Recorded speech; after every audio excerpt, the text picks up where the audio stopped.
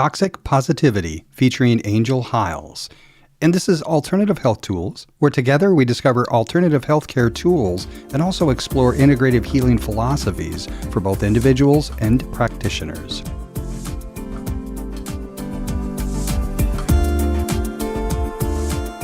Welcome back to another episode on Alternative Health Tools. I'm Lisa Victoria, your co-host from the other side of the pond in Europe in the UK. And today I'm joined by the wonderful Angel Hiles, again, who's been on the show previously, to share some more insights for our listeners. And today we're talking about toxic positivity. Angel Hiles is a relational trauma coach and works in a very holistic way with her clients. And what is toxic positivity? This is a really interesting topic. You know, we've been through a lot as human beings over the last, couple of years. And indeed, we experience life all the time. And often people say, oh, chin up or cheer up, oh, it'll pass, or, come on, just be happy. And sometimes that can add pressure to an individual on their healing journey. And what Angel wants to share with us today is around that toxic positivity. There's nothing wrong with positivity, but it's understanding people's own healing journeys and allowing them to experience their own healing journey. And then if we push them too quickly, or if we push ourselves too quickly through that healing journey, how that can kind of be quite harmful. So we're going to talk about some tips and tools today. So welcome, Angel, to another episode. And thank you for rejoining us to share all your wisdom with our listeners. You're very welcome. Thank you for having me. I'm more than happy to be here. And for our listeners who haven't listened to your previous episode, and we talked about trauma in the last episode, it was a couple of episodes ago. Would you like to just share a little bit about your work and how you got into this line of work and why you're passionate about, sharing with the world the importance of toxic positivity? Yes, last time we spoke, we were talking about attachment trauma. But going back a little bit to share, what brought me to this work is my own personal history with different types of trauma, and one being attachment and developmental, and just how it showed up in my life throughout my lifespan. Always searching and find myself repeating these self-defeating behaviors over and over again and leading to more guilt and shame. And this very topic is very personal because I struggled, like I think many people do, with understanding emotions and knowing the difference between thoughts, feelings, and behaviors. And when we have these unpleasant experiences, if we were never taught, one, it's okay to experience them and to voice them, and rather than when they're dismissed and invalidated, then we continue to just think, I have to deal with this. And so we search for ways to cope, and most often it turns out that our behaviors, when we're trying to adapt and cope, turn out to be unhelpful habits that we create for ourselves. So that led me to a life of painful consequences, which we'll get into that later. But when we do allow ourselves to experience the pain fully, that can lead to change and growth. And that's how it's, a beautiful thing that we have these pleasant emotions and unpleasant emotions, right? It's all about that balance. But since I have grown and healed and experienced the joy of growth and moving through that pain, the joy and the love and all these beautiful things I'm experiencing now, and free of that toxic shame that I carried with me forever. So it's very freeing to allow yourself to experience what you really are experiencing. Amazing. Does that answer your question? It does beautifully. Thank you. You talk about toxic shame. Tell us a little bit more about toxic shame, how that can feel and how that can impact on our lives. Toxic shame, it is felt deeply. Like it's believing that you are not good enough, right? Believing that you are bad at your core, right? It's different from, feeling bad, like appropriate guilt over some of the things you've done, but knowing that you are still a worthy person. So toxic shame is just inherently feeling and believing that you are not a good person, right? That you're not lovable. And it can be felt like it's very heavy, right? That we just carry this around. And a lot of the time, so this is beneath people's awareness. So they're not knowing that they're in this shame, nor are they connected with their bodies, as we've talked about with trauma, how it disconnects us from that, because we are surviving and don't know it, right? We're just stuck in that survival state, which is not in the present moment or not truly making these conscious decisions in the now. It's just I'm adapting. I'm in this automatic state that I've learned and programmed myself to be in. And it's, very repetitive. Is that? So are we saying there's maybe some avoidance going on there, so we're not able to Yeah. heal properly and move into that joyful state that you've just described that you now experience after your own healing journey? Yes. Oh my goodness. Avoidance is key when we're struggling with shame, right? Because we want to keep things in secret, right? Because shame is fear of being seen, fear of, criticism and being rejected, right?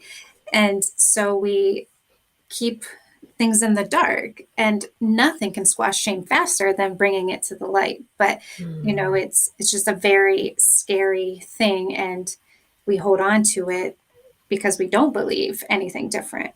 And Yeah. essentially, I just want to add, so when it comes to healthy esteem, so there's a relational grid by Terry Real. Google searches will pull it up just fine, but it's a wonderful tool to be looking at a healthy self and healthy relationships. So the vertical line is about self-esteem, right? And so nobody's better, nobody's worse, right? We're all the same. But if we think we're better than, right, we move it up into that grandiosity state where we're looking down on people. And then the shame piece, when we are looking down on ourselves, right, feeling less than, that's that shame, that toxic shame, if it's always there. But what they have in common is contempt. It's the same feeling, it's just one turned outward. So when we hold other people in contempt, we become grandiose. And when we hold ourselves in contempt, we have shame. So it's very common that people jump back and forth because it feels very yucky and painful to be in shame. But when I jump up and start condemning you and judging you, that helps me feel better about myself. So we're trying to bring that down into knowing that I can have compassion for myself and others and acceptance, right? Rather than I have to judge you or I have to judge myself to feel good about me. And now I'm picking up on that word compassion there, because that's really what helps connect us all, isn't it? It's having compassion for another human being. We don't know what their story is. We don't know what they're dealing with. And when we're either looking down on ourselves or looking down on others, it's almost that comparison coming in, isn't it? It's comparing. And how can we possibly compare ourselves to another human being who've walked completely different paths in life? You're so right. And we all do it. It's a natural, human thing that we do compare, but it is so unhelpful, right? Because you're right. No, we don't know anyone's internal experience or their story, and we're all uniquely made and different. So it's just when we compare, it's just extremely unhelpful, but it's one of the main distortions that we do. So when we're talking about people and toxic positivity, so if any of our listeners out there are thinking, I'm trying to be positive at the minute, but I'm struggling because an event's happened in my life and it's been quite a big traumatic event. One of the things you said off air was allowing someone to be in their discomfort. So it's okay to not feel okay. Mm-hmm. Absolutely. And quite honestly, that's where it can be harmful. Again, if anybody is listening and they're like, oh my gosh, I've done this, it's okay. It's okay. Don't attack yourself, right? It's okay. Now I'm welcoming that I'm learning this information. So next time I can try to not do it, right? And again, this is where we're gentle with ourselves to be growing and learning and trying to make new decisions. So if a person went through a traumatic experience or a loss, right? That situation, of course, is going to be painful. How could we expect somebody to be happy when they just lost the love of their life or their child, or their house just got annihilated by a natural disaster, or things that are of magnitude, or maybe even we talked about before that a traumatic experience may not seem traumatic to someone else. Doesn't mean it's not. So a divorce or a medical procedure or hitting an animal by accident in the car, anything of the sort that some people may just want to dismiss.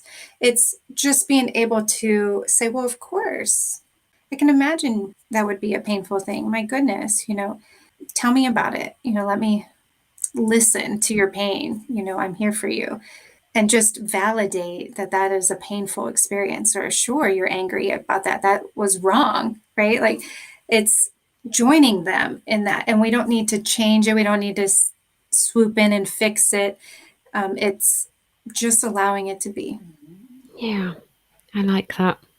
And people, from my observation, we all heal at different rates. And like you say, we all relate to events in a different way. So what might be traumatic for one person, another person might move quite quickly through that healing journey, where it might take somebody else longer time to process it. And what you're saying is just have that compassion for them, kind of hold that space for them and meet them where they're at. So if someone's experiencing that in your circle, it's not about trying to fix them, like you say, it's about just holding that space for them.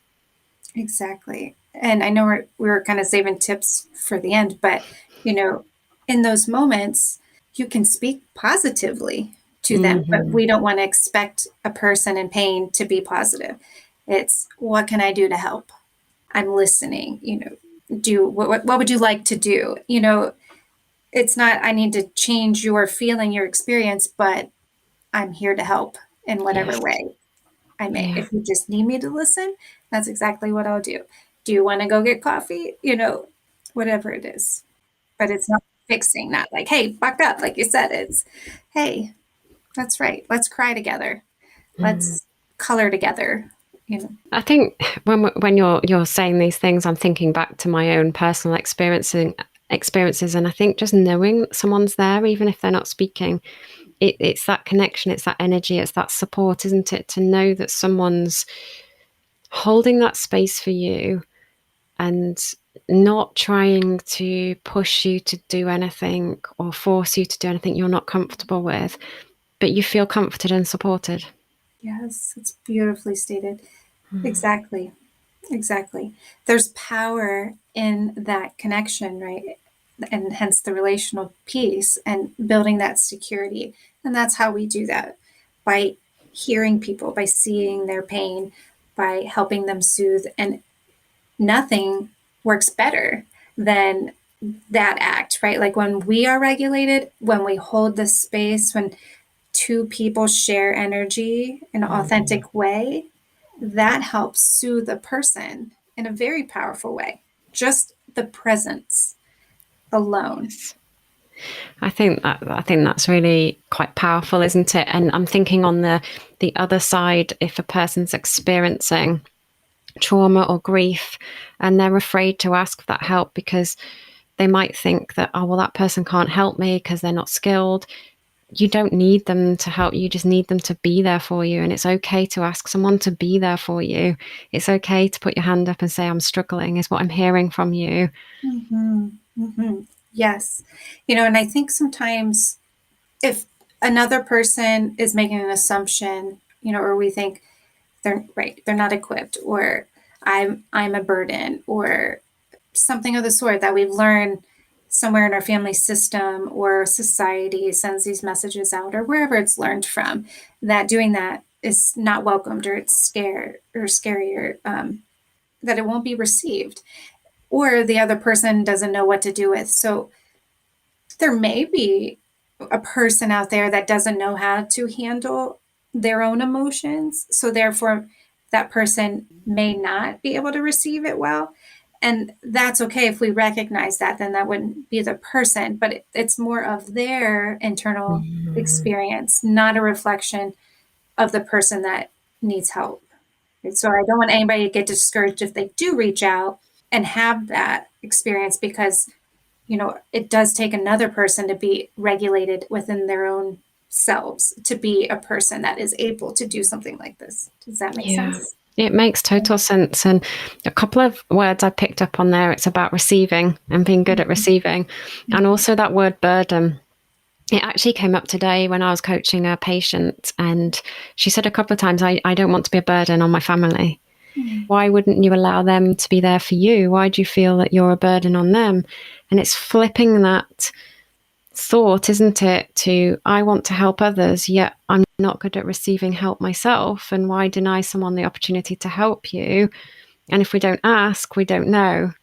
And I think that word burden, it's funny that it came up today in conversation, but yet we seldom think that other people are burdening us with their problems. Yet we think we're burdening other people with our problems. And, and where does that belief come from, right? And essentially, that's kind of going back to toxic positivity. When we repress our own needs, our own feelings, and we don't allow ourselves that space and compassion for that experience, we tend to think our needs aren't important, and, invalidating ourselves. And Yes. typically, sometimes in those roles, a person has assigned their own value or their worth to being needed, right? To providing for others, and disregard their needs and wants. And that will lead to, most likely, some negative experiences, right? Because if we're not loving and accepting ourselves and nurturing ourselves and honoring our own experiences, it's going to lead to anxiety, depression, maybe acting out or anything of the sort, because we're not being true to ourselves. Yeah. And we can't give from an empty cup, can we? Oh, absolutely. It is, that can't be said enough. We have to. And I don't think people appreciate that message as much as we could, because we're just accustomed to go, go, go, do. And I think we may have touched on that also last time, Yes. that, being is very powerful when we just slow it down Yes. and know that that can be very helpful and soothing and healing and more productive when we are more present and slowing the pace, rather than distraction and overloading and, just overwhelming our system, right? And we often, well, I often see that, and I'm sure you do with your clients as well, is, when we're not slowing down and we're not present and we're in that do state, that's when that toxic positivity kicks in, isn't it? Because we're trying to be positive, we're trying to keep going. Right. And validating our real experience. I'm Yeah. tired. I'm exhausted. It's Yeah. like, actually, I can be headstrong, I can keep going. And it's like, actually, your body's telling you to rest. And you talk about, losing, being disconnected from your body. And Yes. often our body's giving us feedback, and that toxic positivity is, I've got to be the strong one, I've got to keep going. And our cup's getting emptier and emptier. And we're avoiding and ignoring those signals from our body. And you talk about misbeliefs and being less of a person. What have you seen with obviously on your client journeys? What have you seen the shifts in people from their misbeliefs of being less of a person and then growing through that journey? Can you just talk a little bit more about those misbeliefs and being less of a person? Sure.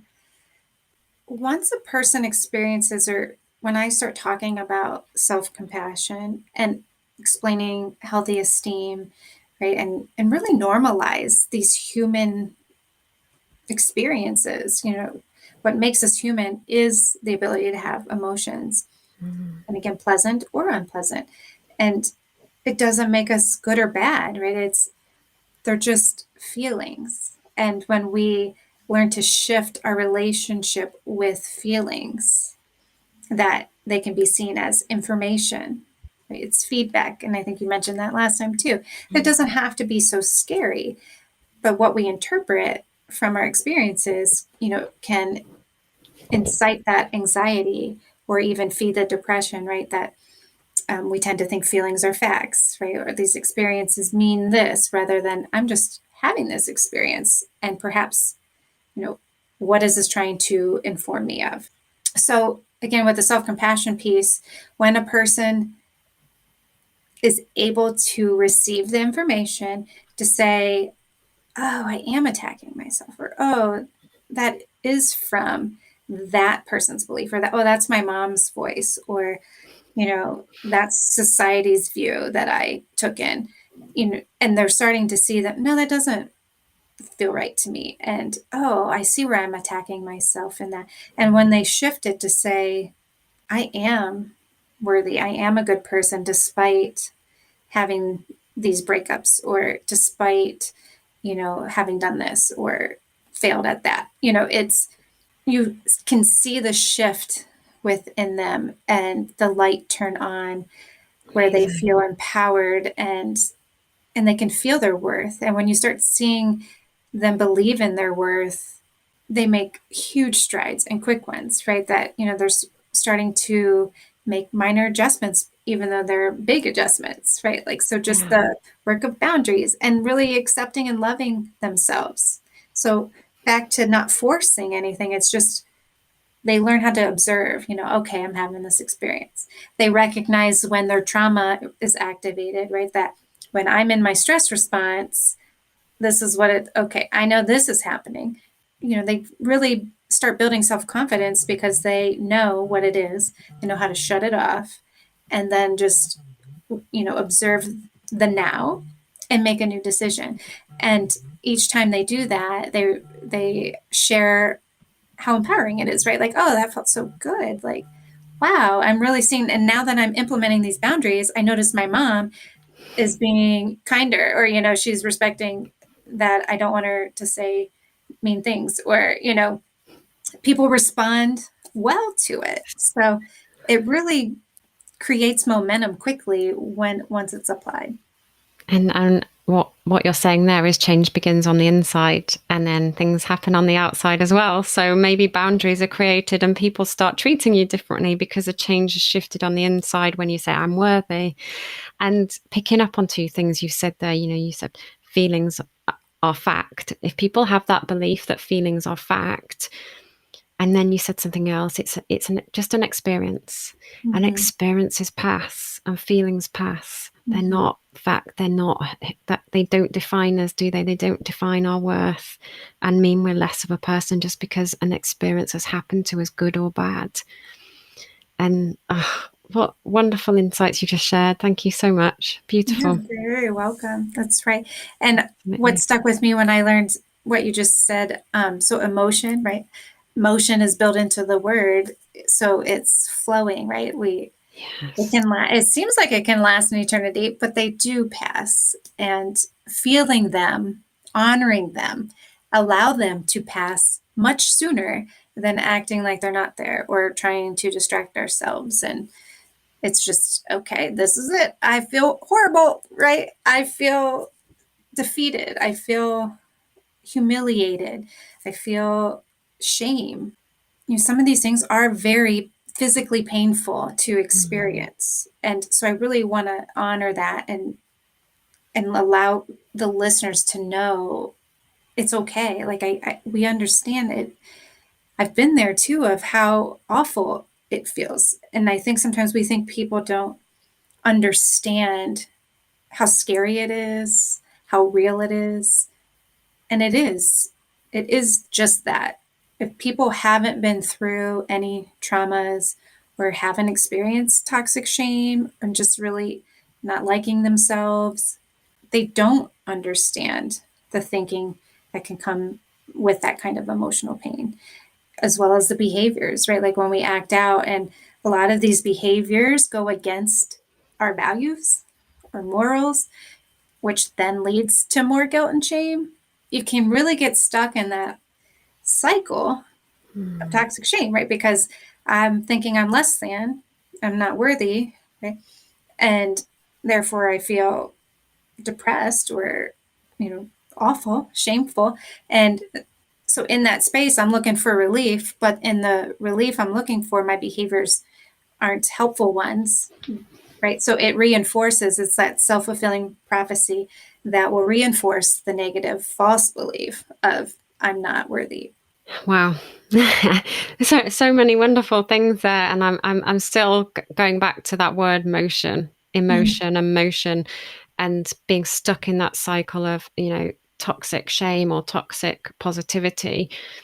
And actually what we want to do is create that motion, don't we, through the different emotions and move through that journey so that can pass. So we're not stuck on that loop, that's stuck on that cycle that some people get stuck on because that's what their values and beliefs have been either shown to them, taught to them, like you say, from society, or that was mum's voice. Mm-hmm. And one of the things you said is that doesn't feel right. that's mum's voice and that doesn't feel right. And that goes back to what you were saying earlier, doesn't it, about that mind body connection, getting connected with your body. We feel it in our bodies if we listen. Yes, yes. And I think it's okay for our listeners out there to feel it and say, this doesn't belong to me. This might be somebody else's that I've just taken on board. And actually, how can they then move through those motions? And that's them allowing that space for themselves, isn't it, to go on their journey? Yes, yes. And ways to release those energies, so let's talk about that. When we do identify, I don't think this is mine, right? Like, it just doesn't feel like mine. And even if you don't know whose it is, if you know it doesn't feel right and you want to get rid of it, right, you can do that in a number of ways. Right? Sometimes it's just simple journaling, of course, the act of writing things out. It's a safer way sometimes than verbalizing it to somebody. So you can say whatever you need to say in the privacy of your own journal. Taking a walk, especially in nature, we know studies are growing about the benefits of nature, and that's very real. So getting out in nature always, right? Walking, moving the body always releases, discharges that traumatic energy we talked about, or it will move it. Yes. Taking a shower, water even, right? Drinking water, hydrating, just changing the state of yourself, right? So that can be through singing even, right? Activating our throat for sure, gargling. I'm thinking about the water. It's very cleansing, isn't it, the water? Yeah. That's what I think of when you're talking about taking a shower, taking a drink. I'm feeling external and internal cleansing. And the throat energy, that's our voice, isn't it? That's expressing ourselves, whether that's through singing or whether that's through, I don't know, chanting. Some people like chanting. Some people express in different ways, don't they? And that's exactly right. wow. So, and you said earlier, finding their way. So everybody's way is different, and it is trying something on. Maybe you notice, oh, I like using water as an outlet, or, I like singing. Oh, I like to write music, or, I like to color, or whatever it is. Some people are gifted at art. So, maybe it is writing stories. It doesn't matter what it is. It could be talking to somebody, being with somebody in the dog, being with your animals and just really petting, being present. And it's anything that's soothing and really calming the nervous system is what we're after to allow. So we always identify and acknowledge what we're feeling and then being able to release it. So we got to name it to tame it. I like that. Name it to tame it. What a great tip. Yes. Oh, some wonderful tips there. And I think innately people know what's good for them when we go back to it. When we're in that state, and I'm thinking back to my own kind of healing journey, when I was in that state and I didn't know what to do, I was thinking I didn't know what to do, but when I started feeling it, I really felt like I knew what to do. I knew I loved dancing. I knew I loved listening to my favorite songs on the music. I knew I loved walking in nature. And what you said there is there's no right or wrong. People are different. That's right.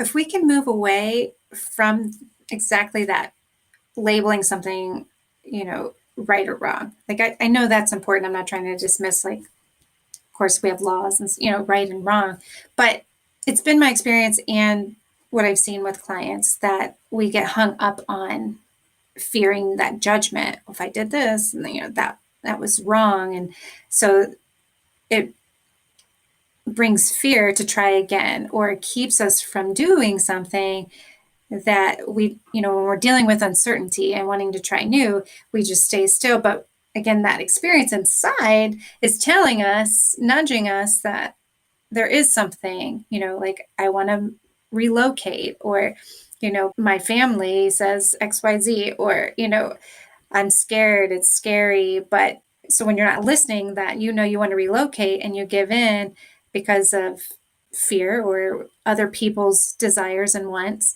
So that's that resistance that somebody's still going to be able to feel in their bodies and know. But when we make those decisions out of more obligated energy or fear, right? So again, that's not ours, right? Like that's not being true and listening to the internal experience.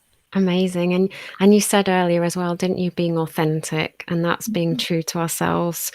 And you mentioned about two people coming together and being authentic together, and that compassion and that connection. And we just know, don't we, when we slow down, what feels right. And Mm-hmm. we talked earlier about not having to fix people, but holding that space for them. So it's great to make suggestions when people are in that lull, and maybe remind them of all the things that they love and things that they enjoy, whether that's taking a walk or whether that's listening to music. It comes back to holding that space for them, doesn't it? And letting that person move through that journey themselves. Because even though they love music, it might not be the right time for them to reconnect with the music.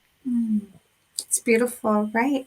And offering again when we're asking, how do you want me to help you, or what do you need from me? It's just asking that. I can just sit with you, but when we're asking that of how can I show up for you, and then we listen. So if it is just sit there, great.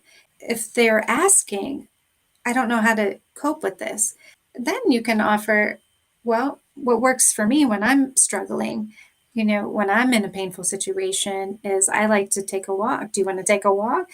So it's not like I'm forcing you to feel better or feel positive, but this is what I do to cope with these challenging emotions. So it's offering a guidance and inviting them to Mm-hmm. see if they want to take that as well. Mm-hmm. Asking Yeah. permission is a powerful tool, Yes. right? Yeah. Very Yeah. respectful of other people's boundaries, and you know when we ask what, Yes. just offering, but not imposing and making statements, and just Beautiful. opening our Yeah. hearts. Yeah. And not being the fixers. Yes. Boy, is that a hard Yeah. And one. we want to help people, and especially empaths out there, we want to help people, don't we? And it's about, that individual often knows best what's going to help them. And like you say, some powerful questions and some active listening can go a really long way to shift someone on their journey and give them that breakthrough Mm-hmm. quicker than if you're trying to fix them and tell them what to do. Yes. Yes, Lisa. That's it, and I'll just end with not trying to end, but just know if we're wrapping up that when you think about like when you're a kid or anytime, even now as an adult, like what kind of reaction do you have internally if we sense somebody is trying to impose their will on us, or tell us what to do, or tell us how to feel, or invalidates, how do you experience that? Like typically we don't like it very much. Yeah. So if we can recall that, and really, a great empathy practice is, if I say this or ask this, if I do this, how is the other person going to feel? Like how's it Yeah. going to be received? And that just helps us kind of have pause and know if it's going to be helpful, right? If somebody said that to me, if somebody does this to me, am I going to receive that well? So Yeah. that might be a Yeah. helpful tool too. That's a really helpful tip. Thank you for sharing. You're welcome. Ah, wow. Wow. Allowing space for healing, I think, is what is coming through. And also that mind body connection, isn't it? Feeling. You've mentioned the word feeling quite a lot today. And I love that emotion moving into motion. I think that's wonderful. Really magical. Yes, it is magical, and I just believe it's not. I think now we're seeing more talk about it, but it hasn't been taught enough. And there are a lot of techniques out there now that are moving toward emotion focused, and DBT, emotion focused therapy, tapping, lots of things that are helpful, especially with trauma or anxiety. But we weren't typically taught how to handle emotions, right? Or we don't know what we are feeling, as I know we're summarizing here. When we have experiences or trauma and things of that nature that disconnect us from ourselves, or we haven't grown up in an environment that was encouraging to be like, oh, it's okay to feel, so you're angry, of course, and let's talk about that. Or, rather than go to your room, and cry, come out when you're done, be seen, not heard, or some of these Yes. messages that can be subconsciously communicated through the family systems, then we just don't give ourselves these permissions to experience things fully and to feel good about feeling them. Right? We just tend to think, I have to be this way, I have to be that way. And it just perpetuates into our adult lives and then can create havoc sometimes. So this is just a very personal, I guess, journey and topic of mine because of those reasons. Amazing. And thank you for sharing. Thank you for sharing your journey and your experiences as to how it's helped you and why you're so passionate about it. Because I think it just inspires others. It certainly inspired me, and I'm sure it's inspired our listeners out there. Well, I hope so. That is the goal, right? I definitely want people to know that they are worth it and there is hope. And as I said before, I hope they choose to honor themselves and to take that leap of faith, to find the help, the assistance, encouragement, to learn how to cope with difficult feelings or situations, and to know they're not alone, and to know that they can feel better. Amazing. What a beautiful way to wrap up and circle back to toxic positivity. It's not having to be happy all the time. It's not having to be positive all the time. It's just their feelings that you're experiencing. We do have to feel it, though. We got to feel it to go through it. Yeah. And that's the healing journey, isn't it? Mm-hmm. Beautiful. Angel, is there anything else you wanted to leave our listeners with today? Well, I just want to again say thank you for most definitely for having me. I love talking about these things, and I just wish everyone well, and truly hope that everybody gets to experience the natural state that we're created to have, which is peace and love and joy and feeling connected to one another. So if I can be of assistance, I more than welcome people to reach out. If not, I can try to provide resources, but I just want everybody to know that it can be done. I'm living proof of that, as well as you and many others that come from, painful, I don't know your story, but, have painful backgrounds or have overcome strongholds and now experiencing relief. So I just love promoting hope and joy and encouragement. And I am going to be putting together a wellness retreat. Don't know exactly when, but in the relatively near future, mind-body practices, as we've talked about, holistic. So we're going to learn about how to create well-being, and there will be mindfulness, meditation, sound healing, body movements, breath work, and just space to connect for this very reason. Sounds absolutely beautiful. And if I could fly over, I'd be there in a heartbeat to join you and connect with that wonderful energy and all the wonderful people that are going to be joining you. And I think people are in need of that restoration and that rejuvenation right now. So definitely, if you're feeling like you need some kind of peace and calm and hope and joy in your life, and move away from trying to pretend to be happy all the time or the busyness of life, then definitely go to Angel's website. It's Angel Hiles, HILES.com,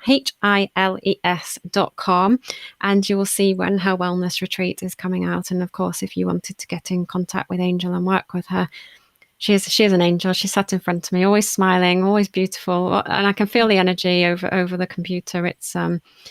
It's funny, isn't it? We can be, disconnected by miles and miles across the water, but actually there's a true connection when you talk to someone who's authentic and genuine. So thank you for showing up for our listeners today. We really appreciate you and your time. Thank you so very much.